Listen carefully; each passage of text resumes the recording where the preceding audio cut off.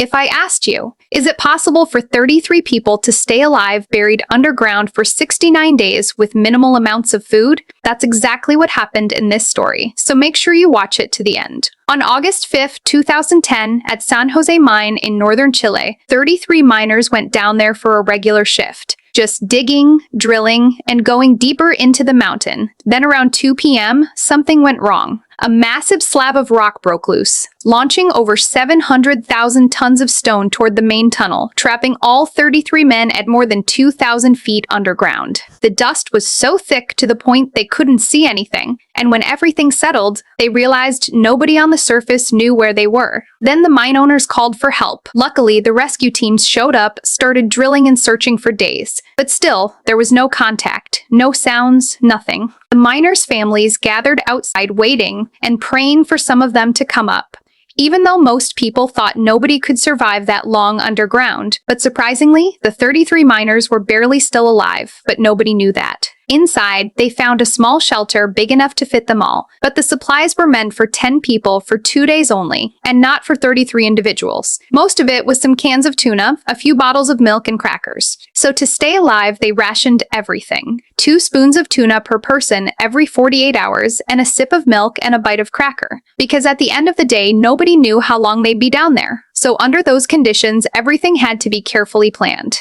That's when one man steps up and kept everyone together. His name was Mario Sepulveda. He wasn't the oldest or the boss, but he became the leader. He organized shifts and made sure everyone stayed busy so that no one would lose his mind in the dark. Because when you're trapped that deep with no food, no light, and no hope, your mind breaks before your body does. Up on the surface, the government started drilling to reach them, but the drills kept missing because the rock was too hard and the maps were old and inaccurate. So every time they failed meant more days the miners would spend. Day 17, August 22, 2010. After a lot of failed attempts, a drill finally broke through the shelter where the miners were. When the team pulled it back up, there was a note written in red marker attached to it that said, "We are well in the shelter." The 33. Thankfully, all the miners were still alive after 17 days underground. The world went crazy and news spread everywhere. Families cried and cameras showed up from every country. But getting them out was a whole different problem because the mine was unstable and the rocks above could fall at any moment. So drilling a hole big enough to pull a single person would take months to do it. So they started sending supplies down through small tubes, like food, water, medicine, and even letters from families. The miners could finally eat, but they were still trapped 2,000 feet below the ground, and every day the pressure got worse.